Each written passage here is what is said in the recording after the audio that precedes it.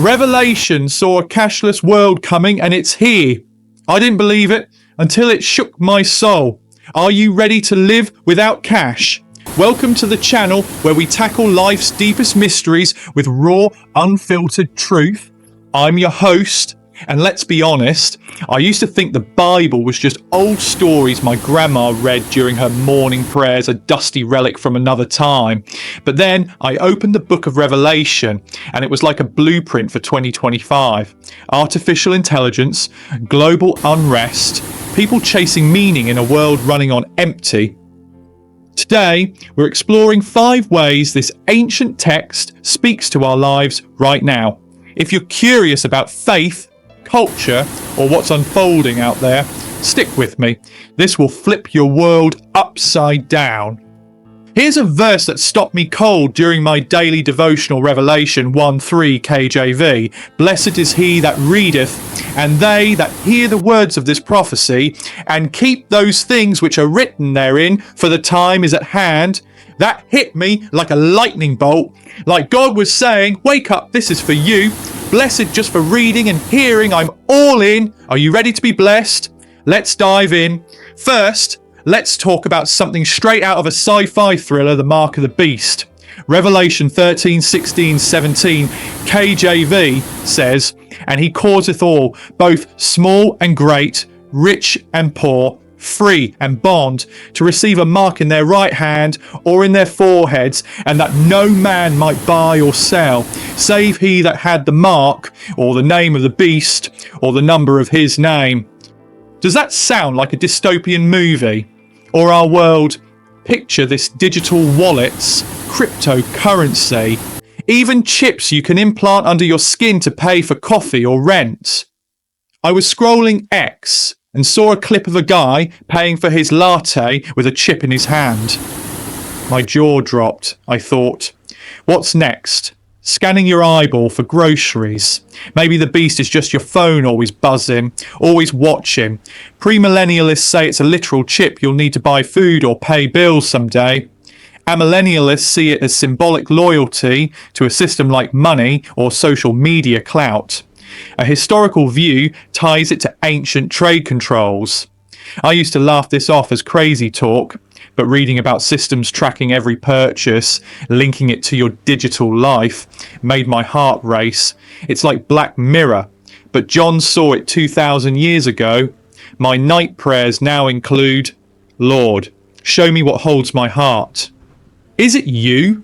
Or this world's grip? I was at a supermarket, tapping my phone to pay, and glanced around.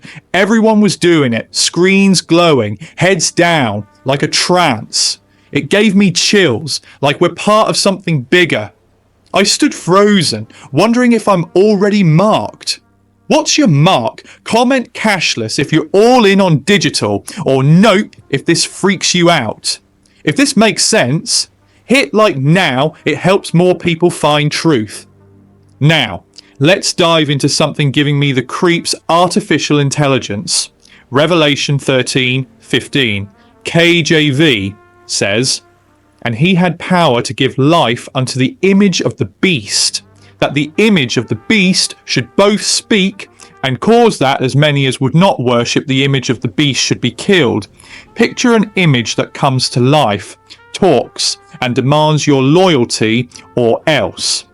Sound like AI? Not just your phone's assistant giving weather updates, but deepfakes so real you can't tell they're fake. I saw a TikTok prayer AI generated, yet so real it gave me chills. Imagine me reading a Bible verse, then boom, it's a deepfake, with the reveal that was AI, not me. I laughed, then froze, my stomach twisting. Is this John's vision? Some say it's a statue, like in Daniel. Others, like Jordan Peterson might argue, call it an ideology, algorithms or consumerism running our lives. I'm a tech enthusiast. I love my gadgets, my apps, all the shiny new toys. But when an AI predicted my Christian prayer word for word, my heart skipped a beat. It's like it saw my soul. My daily devotional now includes, Lord, Guide me through this tech-filled maze. Keep my heart locked on you. I was grabbing coffee with a friend who's obsessed with AI, saying it'll solve world hunger, cure diseases, make life perfect. I nodded, but thought, what's the price? Maybe AI's the beast's sidekick, always one step ahead. I stood in my room, phone in hand, wondering if it's shaping me more than I shape it. Walking downtown, I saw billboards flashing AI ads, and it hit me. Are we serving tech? Or is it serving us? Tag a friend in the comments who's more into AI than Elon Musk. If this makes sense, hit like now, it helps more people find truth. I'm in a tech store, screens blazing with AI demos everywhere. A clerk says, wave your hand to pay. I do, and the screen flickers, a cold beep slicing through the air. My name blares out, my last purchase, my coffee order from yesterday. My heart stops. How does it know me? The clerk smirks. This is the future. I bolted, hands shaking, revelation screaming in my head. Is this the mark? Is AI inside us? I stood outside, city lights blurring, the ground shifting beneath my feet. That moment broke me open.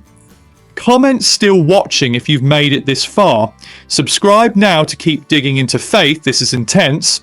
If this makes sense, hit like now. It helps more people find truth.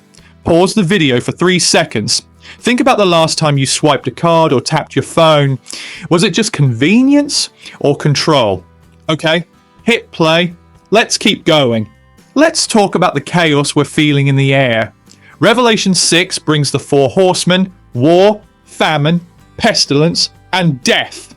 Look around you, supply chains are wobbling, tensions are simmering, and there's this undercurrent of fear everywhere you turn. Ecclesiastes 1:9 KJV says, the thing that hath been, it is that which shall be, and that which is done is that which shall be done, and there is no new thing under the sun. Is this chaos something new, or is it just history playing on repeat like a broken record?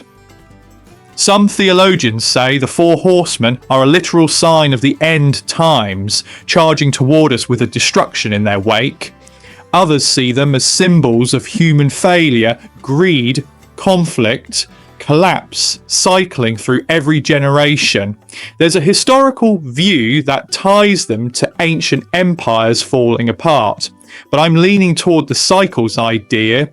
I was scrolling X a while back, and posts about global unrest were blowing up, trending everywhere. My heart sank, and I dropped to my knees right there, praying for peace. My morning prayers now include, Lord, pour your peace into this turmoil. Shield us from these horsemen, whatever form they take. I was grabbing coffee with a friend who's a barista, and she told me her customers are on edge, prices are climbing, the news is relentless, and everyone's stressed about what's coming next. It feels like the world's teetering on a cliff, ready to fall. Maybe the horsemen are riding Wi-Fi now, sneaking into our feeds with every notification, but every time I turn to scripture, I find this anchor, this reminder that God's still in control, no matter how bad it gets. I was walking through a crowded mall, watching people hustle, faces buried in their phones, moving like they're trying to outrun something. I stopped, leaned against a wall, and just watched, feeling the weight of it all.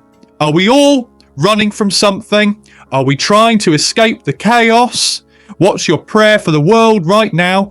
Comment hope if you're holding on, or chaos if you feel the tension. If this makes sense, hit. Like now, it helps more people find truth. Here's something that hits you right in the gut, our thirst for meaning. John 4:14 KJV says, but whosoever drinketh of the water that I shall give him shall never thirst. But the water that I shall give him shall be in him a well of water springing up into everlasting life. But here we are, glued to X, chasing likes, or binging Netflix shows, meditation apps, influencers, anything to fill the void. Revelation 22:17 KJV. says, and the Spirit and the bride say, Come. And let him that heareth say, Come. And let him that is athirst come. And whosoever will, let him take the water of life freely. Why are we so thirsty, so empty inside? It's like we're living in the Matrix, plugged into a system that's draining us, desperate for something true, something that doesn't fade. I used to think faith was all about rules. Do this, don't do that, check the boxes to stay out of trouble.